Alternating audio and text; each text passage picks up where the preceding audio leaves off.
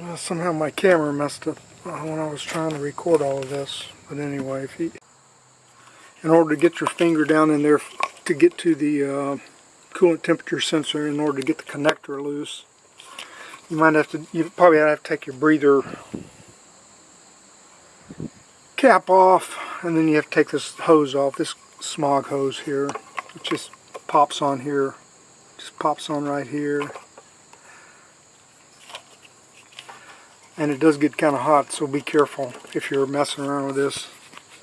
It gets pretty hot, all of this stuff.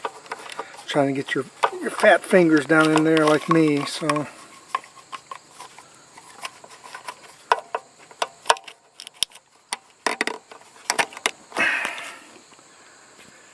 Yeah, this slides on there, then it pops back through here, your breather base. Put everything back together. You want to check out the coolant temperature sensor according to the factory service manual. Get your engine up to operating temperature. Disconnect the sensor.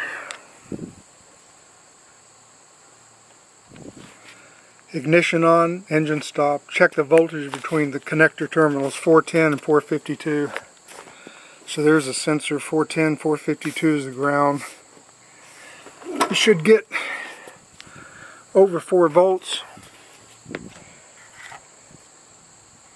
Got 5.29. So that's okay. Check the resistance across the coolant sensor terminal. Should be less than 1,000 ohms.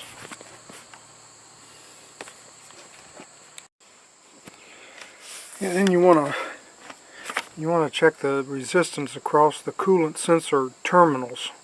So you have to plug your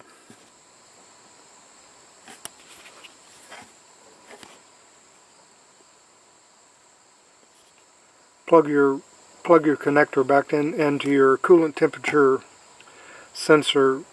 You can back probe it if you want. It's right there. You can back probe it if you can get your tiny fingers down in there. I don't even bother with that. I just bought this connector.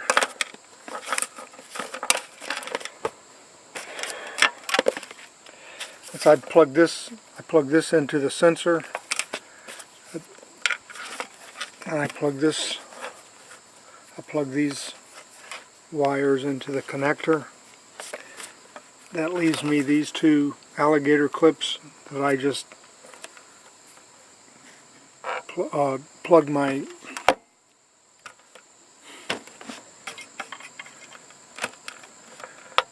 test leads into the appropriate red to red, black to black. You should see less than 1,000 ohms at operating temperature. So yeah, my camera flaked out on me. But anyway, it really isn't that hard. If you want to back probe, you'll have to get your fingers, like I say, you'll have to get your fingers down in there. There's no way I'm ever going to get my fingers down in there to that sensor, but I can fish my fingers up in there, plug this in.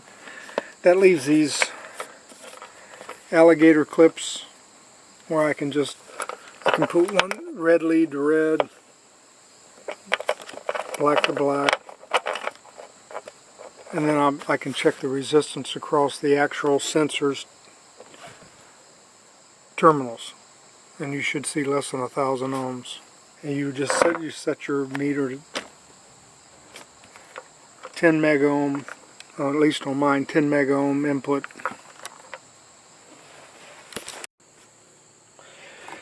Yeah, I just used a test harness. I didn't pay a lot of money for it. And plug that into the cooling temperature sensor right there. Right there. There's the upper radiator hose gooseneck coolant temperature sensor right beside it. Just hook up your red lead on your voltometer to one lead, the black lead to the other. That's how you check your coolant temperature sensor. These little test harnesses make things testing a lot easier and a lot safer when you're dealing with teeny tiny little wires. But yeah, you just plug this into your coolant temperature sensor. Plug these leads into your ECM connector. Then you just follow the factory service manual. You're looking for 4 volts or over 4 volts. You're checking resistance between circuit 410, which is the coolant sensor signal, and 452, which is the ground. Over 4 volts. Then you check the resistance across the terminals. At operating temperature should be less than 1,000 ohms. Okay. Everything was okay on mine. If you don't want to go to the expense of purchasing one of these little test harnesses, I purchased test harnesses for all the information sensors on the car. I purchased all the information sensors that they offer. I just like to run tests on the car every now and then, make sure everything's working okay.